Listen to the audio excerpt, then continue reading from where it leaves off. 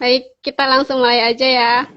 Jadi malam ini pembahasan kita itu menarik sekali ya Kak, tentang mengembalikan semangat mahasiswa di tengah pandemi COVID-19.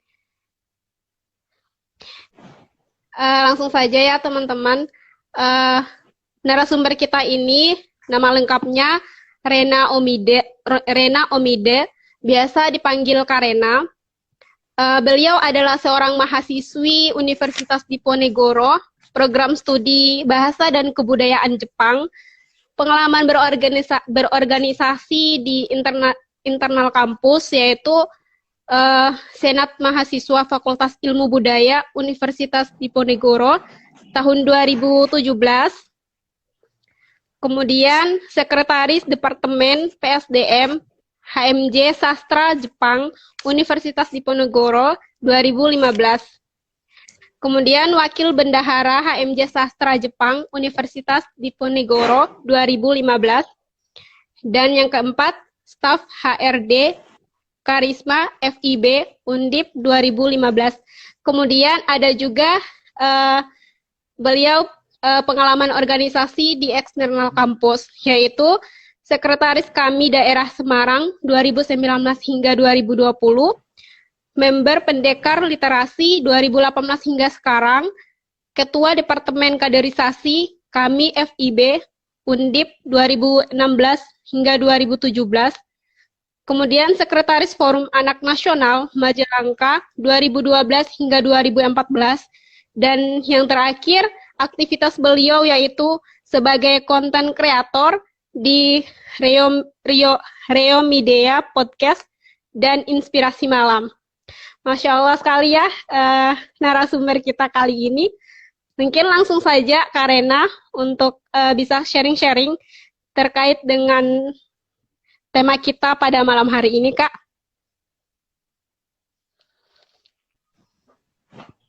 Ya. Halo, Kak. Ya Allah, jaringannya. Tapi sudah selesai memperkenalkan Karena, CV singkat dari Karena. Jadi langsung saja Kak untuk menyampaikan tentang diskusi kita malam ini mengenai mengembalikan semangat mahasiswa di tengah pandemi COVID-19. Silahkan Kak. Oh iya. Ini kita diskusi aja ya. Ya, ini lebih ke diskusi santai aja Kak. Nanti mungkin teman-teman mau bertanya, silahkan. Ya, jadi mengenai bagaimana mahasiswa di tengah COVID-19 kayak gitu ya.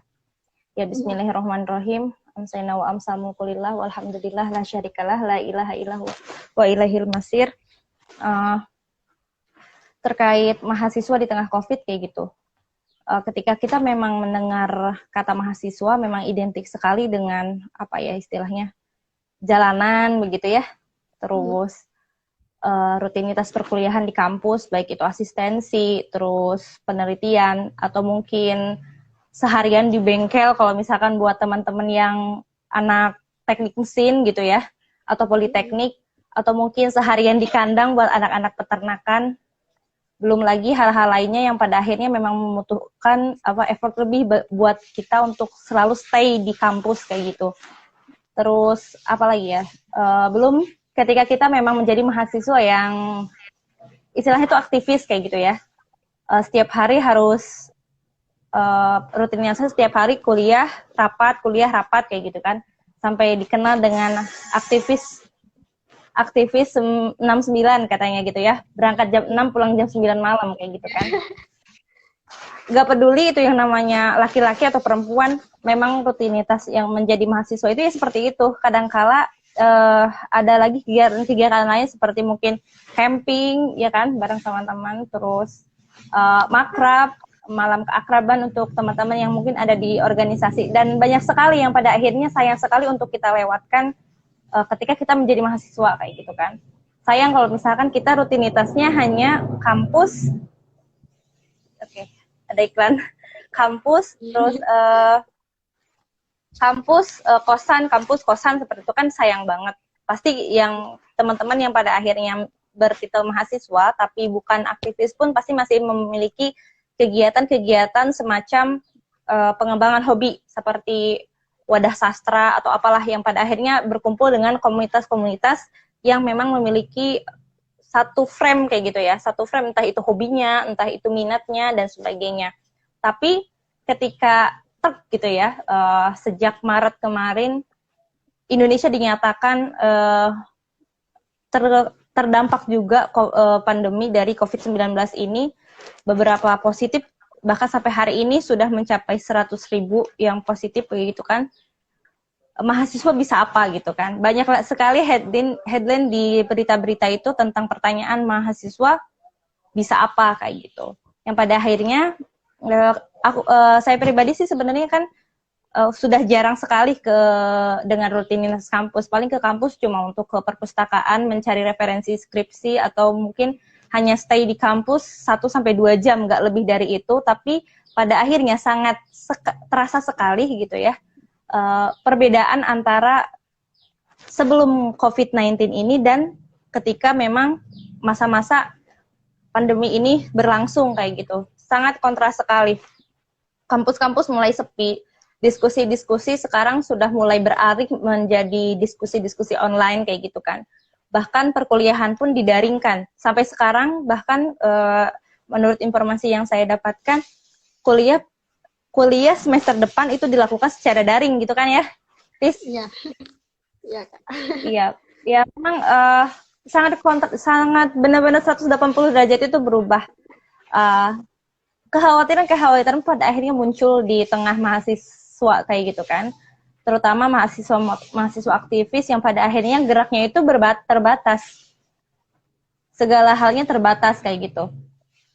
Dari mulai kita yang dirumahkan oleh kampusnya sendiri-sendiri, terus ruang gerak kita yang dibatasi, bahkan bukan hanya mahasiswa ya, tapi juga secara kemasyarakatan, secara menyeluruh itu memang sudah pada akhirnya dibatasi geraknya kayak gitu. Belum lagi istilahnya apa ya, robot-robot penguasa gitu ya, robot-robot penguasa dan pengusaha yang pada akhirnya mulai mendapatkan haknya untuk bersama keluarga kayak gitu. Lalu apalagi ya kira-kira? Nah, keluhan-keluhan mahasiswa yang pada akhirnya dulu pernah mungkin saya pribadi atau mungkin Titis atau mungkin teman-teman yang sekarang sedang mendengarkan pernah mengeluhkan semacam ini. Aduh, aku gak bisa pulang kampung. Banyak banget kerjaan di kampus kayak gitu. Entah itu dalihnya kerjaan organisasi lah, part time-nya lah, dan sebagainya lah. Pasti ada saja alasan kita untuk keluarga di rumah itu misalkan menunda kepulangan kita gitu. Tapi pada akhirnya sekarang mau tidak mau gitu kan ya, terutama yang di luar kota, semua dipulangkan. Gitu kan. Itu mungkin dampak, tapi dampak positifnya gitu dari COVID-19 terhadap mahasiswa kayak gitu. Nah, kemudian timbul lagi gitu ya, setelah berbulan-bulan tidak ada kabar dari mahasiswa, hanya sedikit sekali kabar dari mahasiswa, tiba-tiba saja dikatakan bahwa mulai tumpul gitu, rasa daya kritisnya mahasiswa ini mulai tumpul karena sedikitnya sekali aksi-aksi yang pada akhirnya digalang oleh mahasiswa. Padahal sebenarnya aksi-aksi jalanan itu bisa juga disesuaikan dengan kondisi COVID-19 ini, dengan aksi-aksi media misalkan, ya kan? Ya, Kak. Tapi kebanyakan justru memframe mahasiswa ini tuh menjadi generasi yang rebahan katanya. Karena memang nggak ada lagi kegiatan yang bisa dilakukan oleh para mahasiswa ini selain rebahan. Nonton YouTube, terus nonton film-film dan sebagainya kayak gitu kan. Belum lagi mereka sudah tidak mau mendengar lagi yang namanya isu-isu kemasyarakatan. Mulai tidak mau berkomentar terhadap isu-isu masyarakat. Entahlah mau apapun gitu ya, terserah. Bahkan ada yang pada akhirnya memilih untuk menutup diri dari berita-berita yang terlibat di masyarakat. Termasuk saya pribadi di awal-awal masa pandemi itu sempat menutup semua gerbang berita. Bukan apa-apa, tapi memang ini juga berdampak ya terhadap psikologis kita, gitu kan? Kita harus mulai panik lah, mulai ngerasa bahwa ada yang salah nih dalam diri kita, mulai tiba-tiba kalau apa-apa takut, segala macam takut. Itu pasti berdampak, termasuk mahasiswa yang dikabarkan rebahan-rebahan itu. kemungkinan besar mereka bukan hanya rebahan tapi juga terjangkit virus, panik kayak gitu kan. Iya, benar banget. Terus Iya, kesini-sininya ketika UTS sudah berlalu, UAS sudah selesai, mahasiswa kembali bersuara. Tapi bukan lagi tentang isu kemasyarakatan, apalagi COVID-19, Tis. Coba tebak, apa yang kira-kira saat ini sedang UKT, ya? Penyesuaian UKT. Jadi memang apa ya, kembali bersuara itu bukan pada koridor yang pada akhirnya menjadi nilai yang hilang di mata masyarakat terhadap figur mahasiswa, tapi pada akhirnya malah berkeluh kesah tentang bagaimana nih UKT ya, kita nggak ke kampus, perkuliahan online segala macam, tapi UKT-nya full kayak gitu. Iya. Itu lagi hangat-hangatnya banget. adik kelas saya lagi hangat-hangatnya membahas itu dan meminta pendapat saya pribadi sebagai mahasiswa tingkat akhir, gimana teh gitu kan ya. UKT-nya tetap full, padahal itu cuma skripsi doang katanya gitu. Itu pada akhirnya saya timpali seperti itu, isu dari kapan tahun ya seperti itu.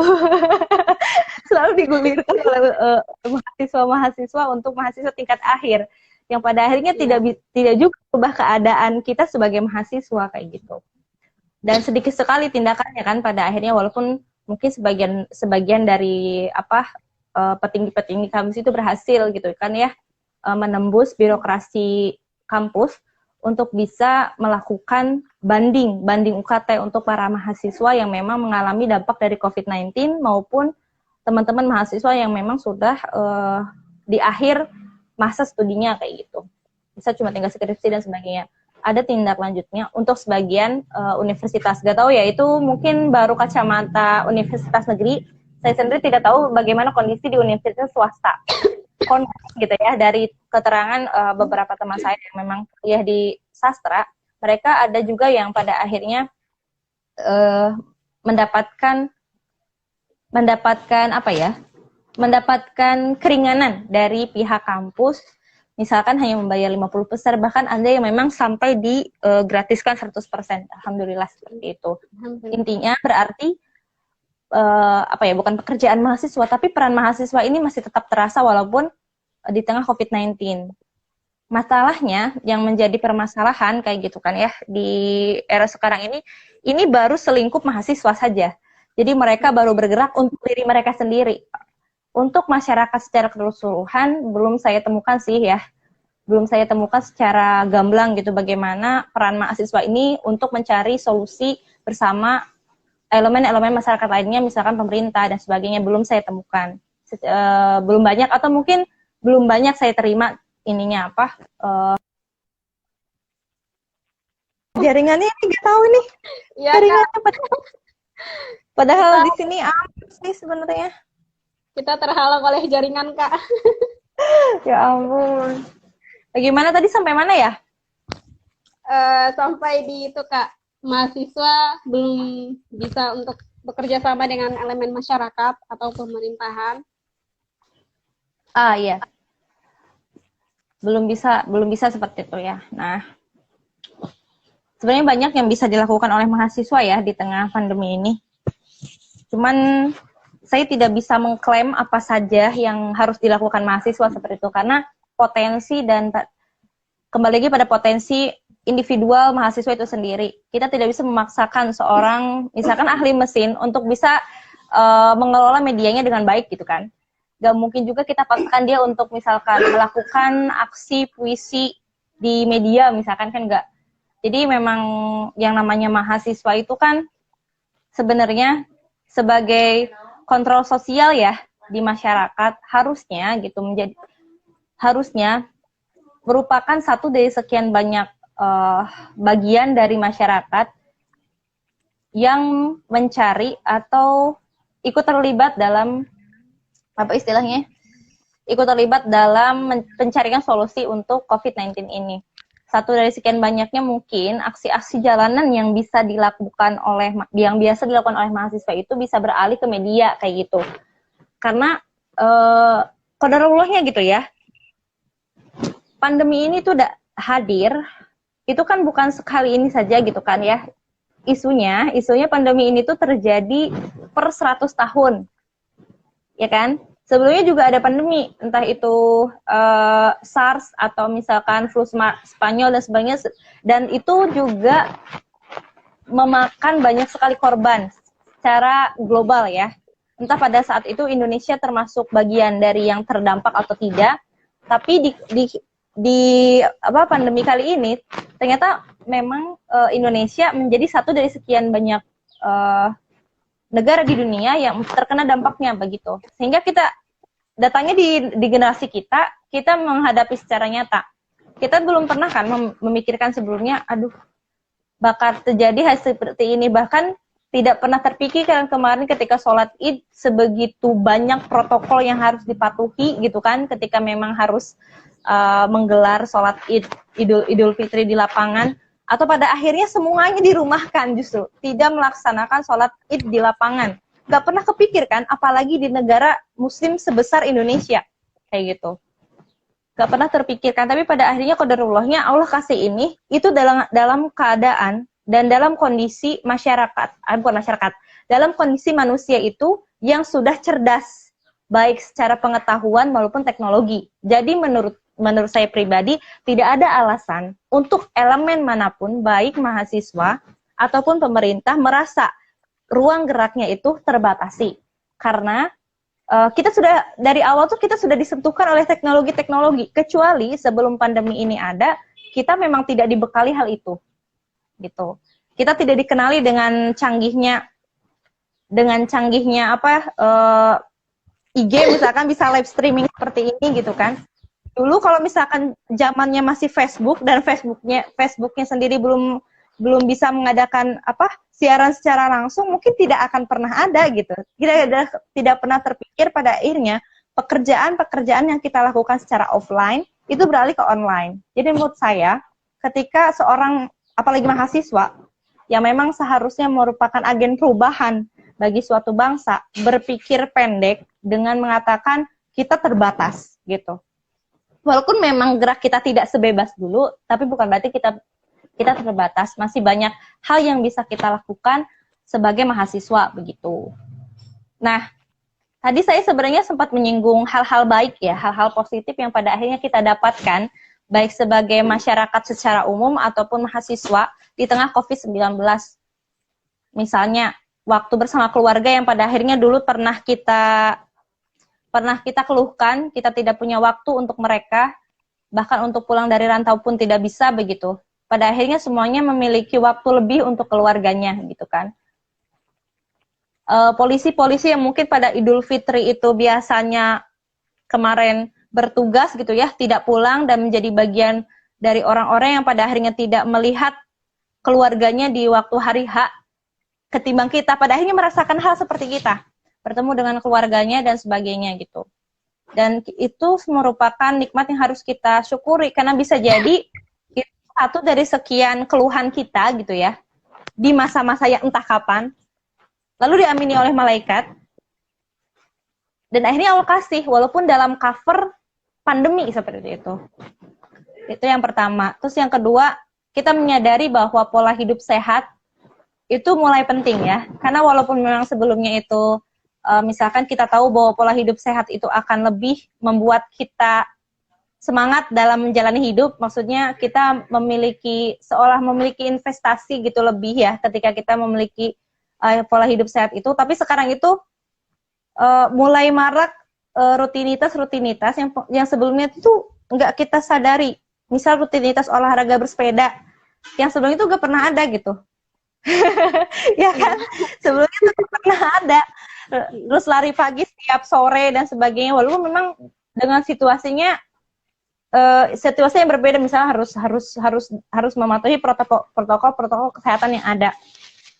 Lalu dampak positif lainnya di tengah COVID itu, kita punya waktu lebih untuk menekuni hobi kita. Jujur, sebagai mahasiswa gitu ya, apalagi mahasiswa aktivis, misalkan seperti Titis yang memang sekarang amanahnya banyak di kampus begitu kan, dari mulai A sampai Z banyak banget gitu kan.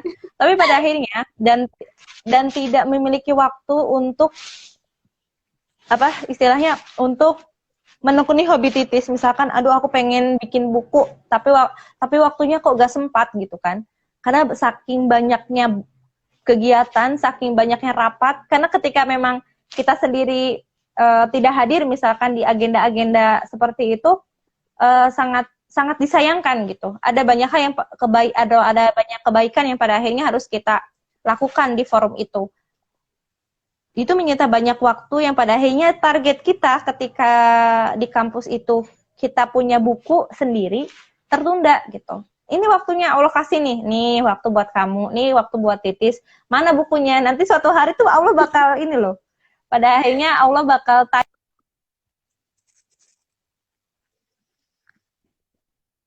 waktu untuk apa? Untuk bikin buku. Ini udah dikasih, mana bukumu? Nanti ada istilah seperti itu gitu kan. Harus dimanfaatkan sebaik-baiknya. Itu misalkan yang hobinya nulis atau yang hobi-hobinya lain bikin apa ya? Bikin lagu mungkin atau berjualan mungkin yang pada akhirnya nggak sempat dilakukan ketika dengan rutinitas kampusnya sekarang punya banyak waktu lebih dan lebih fleksibel lagi kayak gitu. Itu harus dimanfaatkan teman-teman. Jangan sampai kita menjadi orang yang merugi ya karena sudah Allah kasih kesempatan tapi diabaikan gitu. Gitu. Kalau misalkan kita sebagai muslim sendiri ya, saya muslim, jadi muslim atau teman-teman di sana yang muslim mungkin kita juga perlu belajar, perlu kembali menelaah apa yang sudah Allah ajarkan dalam kitab kita gitu. Saya yakin juga di agama lain juga sama ya. Di kitabnya pasti diberikan kebaikan, istilah-istilah kebaikan yang saya nggak tahu seperti apa. Cuman untuk seorang muslim sendiri kita perlu ingat salah satu firman Allah dalam Al-Quran itu kalau nggak salah surat An-Nahl ya ayat 96 tentang apa sih? Kalau nggak salah artinya gini, apa yang di sisimu itu akan lenyap dan apa yang di sisi Allah akan kekal dan sungguh kami akan sungguh kami akan benar-benar memberi balasan kepada orang-orang yang bersabar dengan pahala yang lebih baik daripada yang telah mereka kerjakan. Jadi pandemi ini juga merupakan apa ya istilahnya dozo gitu ya. Kalau petinju itu kan mereka punya tempat untuk latihan gitu, dozo ya disebutnya. Nah ini juga bagian dari latihannya seorang muslim nih untuk menekuni salah satu sifat yang seharusnya sudah diwariskan oleh Nabi kita yaitu sifat sabar. Karena gak ada lagi pendidikan Allah yang paling hebat kepada Nabi Muhammad itu selain pendidikan tentang sabar. Sabar dari hinaan, sabar dari cobaan gitu kan, sabar dalam keasingan. Ini kita berada dalam pengasingan, sesabar apa sih kita sebagai umat Nabi Muhammad gitu. Nabi Muhammad saat itu udah gak ada IG, gak ada Zoom, gak ada Google Meet, masih bisa menjalankan kursi pemerintahannya dengan sebegitunya. Nah, kita ini seperti apa? Ya.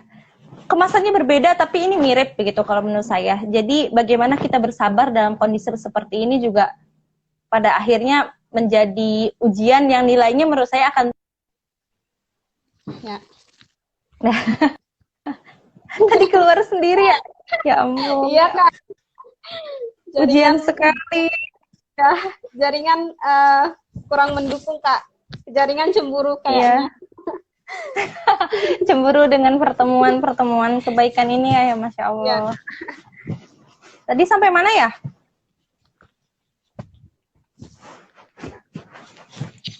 Tadi kalau tidak salah sampai bersabar ya. Tentang bersabar Kak dalam memerintah. Iya, memang ini menjadi satu dari sekian banyak tarbiyah yang perlu kita terima dari sebagai hamba Allah gitu ya, sebagai umat Nabi Muhammad, sebagai manusia yang memang ada kisah, ada tujuan di balik setiap yang pada akhirnya terjadi pada kita dari Tuhan, yang dari yang kita sebut Tuhan begitu. Jadi memang perlu diterima dengan sangat sabar, terutama ketika kita menghadapi new normal gitu kan. Saya ingin sekali mengatakan ini kepada siapapun yang mendengarkan saat ini gitu ya. Kebanyakan dari ketika saya melihat sosial media, kebanyakan ketika kita mulai berhadapan dengan new normal ini, setiap orang itu menganggap bahwa kita akan kembali pada keadaan di mana sebelum pandemi ini terjadi gitu. Padahal sebenarnya yang namanya new normal itu bukan normal. Tapi ada situasi yang berubah gitu. Tidak sepenuhnya kembali pada situasi zaman dahulu. Protokol yang ada, kita harus aturan-aturan yang pada akhirnya harus kita patuhi agar kita ini aman. Karena pandemi ini belum mencapai puncaknya ya, teman-teman semua. Angkanya itu terus naik. Kalau yang namanya situasi normal, harusnya angkanya itu turun minimal gitu, tidak ada lagi yang naik. Tapi ini masih naik dan angka kenaikannya cukup fantastis menurut saya. Walaupun mungkin tidak semengerikan kasus SARS zaman dulu seperti itu. Tapi patut kita waspadai karena kita tidak tahu virus ini akan datang dari mana, oleh siapa dibawa, dan kepada siapa saja akan menjangkit kayak gitu. Bisa jadi saya, bisa jadi teman-teman yang pada akhirnya gitu menjadi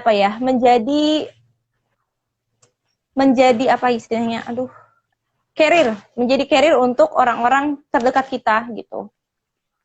Karena banyak banget kemarin itu selentingan seperti ini. Corona ini juga udah gak ada katanya gitu. Itu banyak banget, terutama di daerah-daerah hijau seperti daerah saya, yang pada akhirnya sekarang harus menghadapi kenyataan bahwa ada lagi yang positif sampai 19 orang dalam waktu 2 hari. Begitu. Jadi untuk teman-teman yang sekarang berada di zona hijau maupun zona biru, harap tetap mematuhi protokol-protokol yang ada. Protokol itu diciptakan oleh ahli-ahlinya, dan kita sebagai seorang yang memang belum ahli di bidang-bidang tertentu gitu ya, seperti dalam hal kesehatan atau studi pembangunan sebagainya gitu kan, jangan sampai kita menjadi penghambat. Kalau misalkan kita nggak apa-apa tidak banyak berbuat, tapi janganlah jadi penghambat gitu ya bagi mereka yang sedang berjuang di ranah-ranah pemerintahan lainnya. Syukur-syukur kita sebagai mahasiswa bisa mengambil peran gitu ya. Karena mahasiswa ini kan identik dengan inovasinya, identik dengan kreativitasnya. Ketika kita bertitel mahasiswa nih, turun ke masyarakat, banyak sekali ekspektasi dari masyarakat terhadap kita. Ya. Walaupun kita masih berstatus mahasiswa, belum sarjana gitu. Mereka pasti memandang kita lebih dari mereka. Terutama ketika teman-teman ini berada di kampung-kampung yang memang grafik orang-orang yang berkuliah itu sedikit gitu. Jadi tidak bisa kita berdiam diri saja gitu menghadapi situasi seperti ini. Tampillah, jadilah solusi buat minimal desamu lah, minimal dusunmu lah gitu. Adakan aktivitas-aktivitas bermanfaat, aktivitas yang edukatif untuk masyarakat, entah itu dalam menghadapi COVID-19 atau memanfaatkan waktu-waktu mereka yang mungkin saja terbuang dengan percuma ketika di rumah saja, begitu. Itu saja mungkin Titis ya, nanti selebihnya kita diskusi saja. Ya, baik Kak. Baik, mungkin sebelum saya mempersilahkan teman-teman untuk bertanya.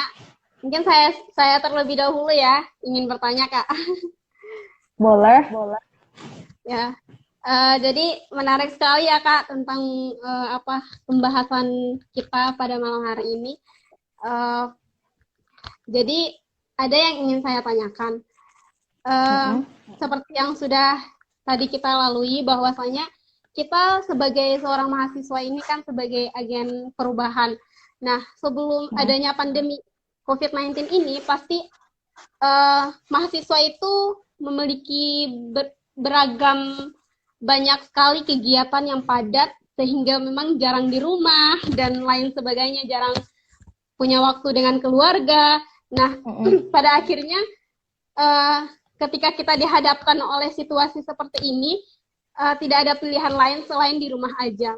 Mungkin bagi teman-teman yang hobinya rebahan, ya semakin apa ya, semakin mendukung dalam situasi seperti ini. Tetapi mungkin teman-teman yang sudah terbiasa di luar, sudah terbiasa beraktivitas, itu dia pasti merasa gelisah karena di rumah aja kayak gitu. Tapi ada yang mungkin bisa mencari apa ya, hal-hal yang untuk produktif, misalkan yang perempuan yang tadinya tidak tahu masak, dia bisa belajar masak dan lain-lain sebagainya. Nah, tapi sayang sekali gitu Kak, dalam situasi yang mungkin sudah berbulan-bulan kita di rumah aja, ini memberikan efek pada diri mahasiswa, sehingga pada akhirnya ketika kita dihadapkan pada new normal, itu apa ya, mahasiswa ketika ingin bergerak itu pasti masih ada dalam dirinya itu kayak apa ya, kata rebahan itu masih sering menghantui gitu, kayak misalkan mager atau malas gerak dan lain sebagainya, sehingga mungkin kita lihat apa ya, banyak organisasi yang mungkin apa ya istilahnya, Allah nanti aja lah, apa kita juga masih dihadapkan dalam situasi pandemi seperti ini, sehingga sayang sekali gitu, kita sebagai mahasiswa harusnya kita peduli akan sesama, kita mungkin bisa terjun ke masyarakat, memberikan apa yang bisa kita berikan, tapi pada akhirnya kita hanya memilih di rumah aja. Nah, mungkin Karena nih punya tips atau saran untuk teman-teman yang mungkin masih punya apa ya, pemikiran rebahan di rumah aja lebih baik daripada beraktivitas di luar, agar semangat teman-teman yang awalnya semangat dalam beraktivitas di luar itu bisa kembali lagi gitu Kak. Karena saya sendiri pribadi itu mengalami sendiri. Awalnya yang mungkin rajin beraktivitas di luar, dan pada akhirnya karena sudah berbulan-bulan di rumah, akhirnya tergoda juga dengan kata rebahan ini. Dan ketika apa ya, kayak ada kegiatan-kegiatan di luar, itu kayak mager gitu Kak, maksudnya kayak malas gerak dan lain-lain sebagainya. Nah, mungkin ada tips apa gitu Kak, biar kita itu bisa apa ya, bisa memotivasi diri kita lah untuk kita lebih peduli lagi dengan sesama, lebih peduli lagi dengan masyarakat, dan lebih berani lagi untuk terjun ke lapangan walaupun dalam kondisi saat ini.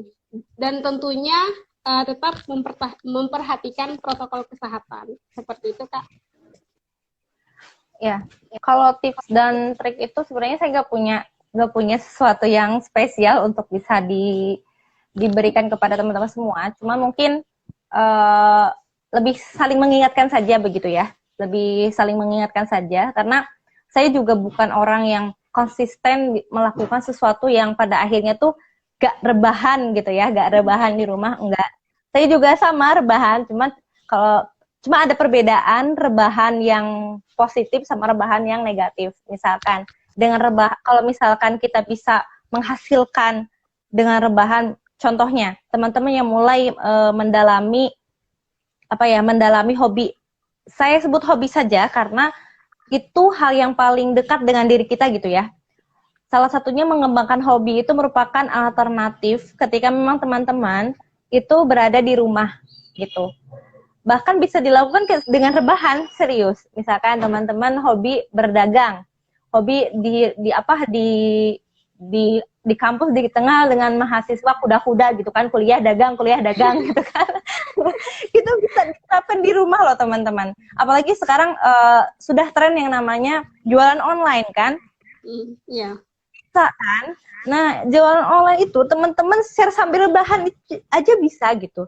Jadi rebahan tidak disalahkan, silahkan saja asalkan tetap menjalankan ya kewajiban-kewajibannya dan tetap ditunaikan hak-haknya, termasuk hak dalam mengembangkan hobi. Potensi teman-teman itu juga merupakan merupakan hak yang pada akhirnya harus teman-teman tunaikan sebagai manusia, sebagai manusia, supaya teman-teman sebagai tanda syukur mungkin ya, sebagai manusia dan sebagai tanda syukur kita sebagai manusia, sebagaimana apa ya istilahnya, aduh bingung saya, mengaitkan keseringan nonton anime ngomong bahasa Indonesia aja jadi tolong. Ini maksudnya gini, eh, mengembangkan potensi dalam hobi itu merupakan satu dari sekian hak yang harus kita tunaikan terhadap diri kita gitu. Dan itu merupakan bentuk syukur lah istilahnya ya, bentuk syukur kita karena sudah diberikan potensi yang sedemikian rupanya oleh Tuhan. Manusia ini kan diciptakan dengan potensi yang sangat luar biasa, dengan segala kekurangannya pun Allah berikan bentuk yang sangat sempurna untuk manusia. Kalau nggak salah itu ada di dalam surat Atin. Coba dicek ulang, ada bahwa manusia itu diciptakan dengan bentuk yang sebaik-baiknya. Jadi, iya, dan jadi itu merupakan hak kita, hak tubuh kita. Kita ini berdosa ketika kita tidak memberikan hak itu. Kita seringkali menuntut hak kita sebagai mahasiswa kepada birokrasi kampus, tapi teman-teman sendiri tidak bisa menunaikan hak tubuh teman-teman sendiri. Itu namanya zolim. Jadi mengembangkan potensi juga sama. Jadi coba mulai. Saya yakin teman-teman ini bukan terkendala mengenali diri teman-teman atau potensi teman-teman, tapi terkendala untuk memulainya. Gimana sih mulainya gitu ya? Harus dari mana dulu? Dari rebahan dulu gitu kan, dari buka laptop dulu, atau dari apa dulu gitu kan. Sehingga, di sini azan ya, azan Isya. Iya Kak. Kalau agak terganggu mohon maaf, tapi kita tetap lanjutkan saja, tidak apa-apa. Jadi maksudnya gini, ketika teman-teman memang ingin waktu teman-teman itu tidak sia-sia, coba manfaatkan, coba alihkan aktivitas rebahan teman itu menjadi aktivitas rebahan yang produktif. Salah satunya mungkin bisa mendalami hobi teman-teman. Hobi menonton pun bisa menjadi sesuatu yang sangat informatif di masa pandemi ini untuk teman-teman di luar sana. Misalkan, kalian nonton apalah. Mohon maaf, jaringan narasumber kita sepertinya terkendala, sehingga kita harus mencoba menghubungi. Ya. Oh Kak, Jaringannya tidak bersahabat sama sekali ya. Kak. Kita terpisahkan oleh jaringan. Baik Kak, boleh dilanjutkan. Iya tadi ya, terkait apa? Kalaupun memang teman-teman harus rebahan gitu ya, jadikan rebahan ini rebahan yang produktif dan menghasilkan buat teman-teman. Jangan sampai tidak ada perubahan sama sekali sejak pandemi ini dimulai sampai sekarang sudah masa new normal, gitu kan? Jangan sampai seperti itu. Saya yakin setiap mahasiswa dari Sabang sampai Merauke di Indonesia ini merupakan mahasiswa yang peduli terhadap lingkungannya, peduli terhadap masyarakatnya, termasuk terhadap situasi COVID-19 ini. Jadi jangan sampai ketinggalan untuk mengambil peran. Cari peran apa saja yang pada akhirnya bisa teman-teman lakukan. Lakukan dari hal yang paling dekat dengan teman-teman dan dari lingkungan yang paling kecil, yang paling teman-teman bisa gapai seperti keluarga kayak gitu. Coba aja seperti itu. Terus untuk teman-teman yang memang sekarang ada di posisinya masih mengemban amanah di kampus, tetapi memang kampus saat ini sudah dirumahkan kayak gitu ya. Jangan berpikir dua kali untuk menyelesaikan program-program dari organisasi teman-teman. Program-program itu, baik program pembinaan maupun program pengkaderan atau regenerasi, itu masih tetap bisa dilakukan secara online. Ya, kemasannya seperti apa, saya serahkan kepada teman-teman sendiri. Silahkan sesuaikan dengan situasi dan kondisi dari organisasi dari teman-teman sendiri. Seperti apa baiknya, jangan sampai itu menghambat regenerasi. Karena ketika menghambat regenerasi, jangan sampai gitu ya, adik-adik kita mengalami yang namanya lost generation gitu ya. Jadi gak ada gitu di masanya mereka ini yang baru ini kemunculan pemimpin yang memang diharapkan oleh banyak. Karena bisa jadi ini juga merupakan ujian bagi teman-teman angkatan sekarang gitu ya. Yang pada akhirnya mungkin segala macam bentuk regenerasi kepemimpinan itu tertunda. Bisa jadi memang ini ujian bagi kita sebagai apa ya istilahnya mbak gitu ya, sebagai senior gitu. Bagaimana pada akhirnya kita menghasilkan kembali pemimpin yang berkualitas di tengah pandemi seperti ini. Itu. Programnya tetap dijalankan terutama untuk HMJ ini ya, HMJ PBSI ya. Siap, Jangan Kak. sampai lost generation. Insyaallah. Gitu. Kita mencoba untuk lanjut lagi ya. Aduh, Masya Allah, Kak. Malam ini benar-benar perjuangan banget ya, Kak. Ya, perjuangan banget lah. Mudah-mudahan terbalaskan Karena, ya, mudah-mudahan. amin. Mungkin karena dari Sabang sampai Merauke, sehingga jaringannya juga kurang mendukung ya, Kak. Iya, dari ujung ke ujung. Insya Allah. Eh, jadi Kak, boleh dilanjut dulu bentar. Ya, mungkin mengingat sepertinya di sana sudah cukup larut ya. Ya, Kak. Sudah jam berapa di sana berarti? Ya mungkin ini sebagai istilahnya hal terakhir yang mungkin ingin saya sampaikan gitu ya, yang tadi belum sempat disampaikan. Ini waktunya mengambil peran ya teman-teman. Jadi ini waktu untuk aktualisasi menurut saya gitu. Sebagai mahasiswa, sebagai satu dari sekian bagian dari masyarakat. Karena seluruh elemen baik pemerintah, masyarakat, tidak terkecuali kita sebagai mahasiswa itu memiliki peran sendiri-sendirinya dalam proses mencari solusi untuk pandemi COVID-19 ini begitu. Jadi ambil segala peluang yang memungkinkan, terus cari kesempatan, jangan hanya diam dan memulai. Memang perihal memulai ini cukup berat gitu ya. Tapi sebenarnya hal-hal yang perihal memulainya itu berat biasanya merupakan hal-hal besar. Memulai sebuah pekerjaan yang bisa jadi itu menjadi bekal kita untuk di akhirat nanti gitu. Bisa jadi itu merupakan amalan paling baik yang bisa kita lakukan untuk kita persembahkan di hadapan Allah kayak gitu kan. Dan yang terakhir mungkin seperti pepatah dari seorang filsuf Islam ya, dan juga merupakan ilmuwan, dokter juga di abad ke-10-an gitu.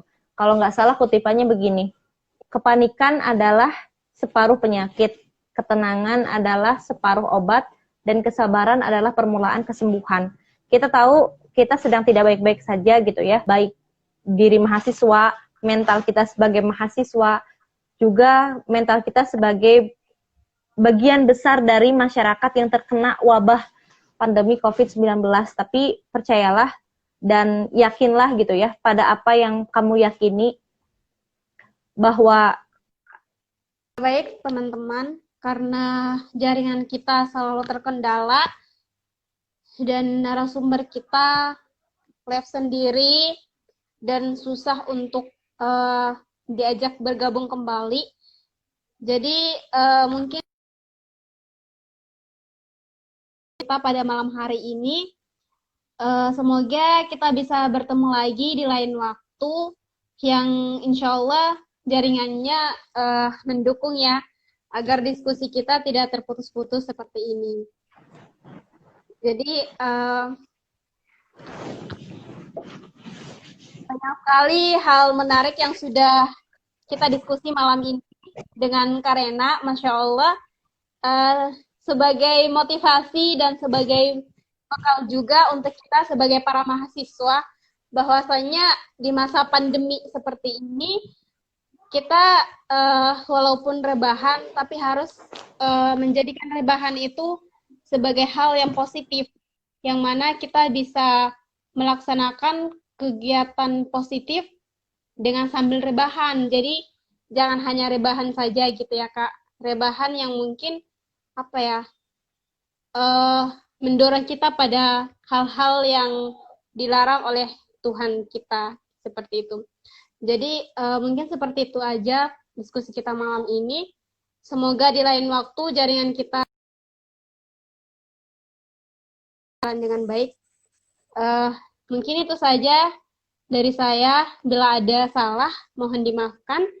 Wassalamualaikum warahmatullahi wabarakatuh. Dan selamat malam teman-teman semuanya.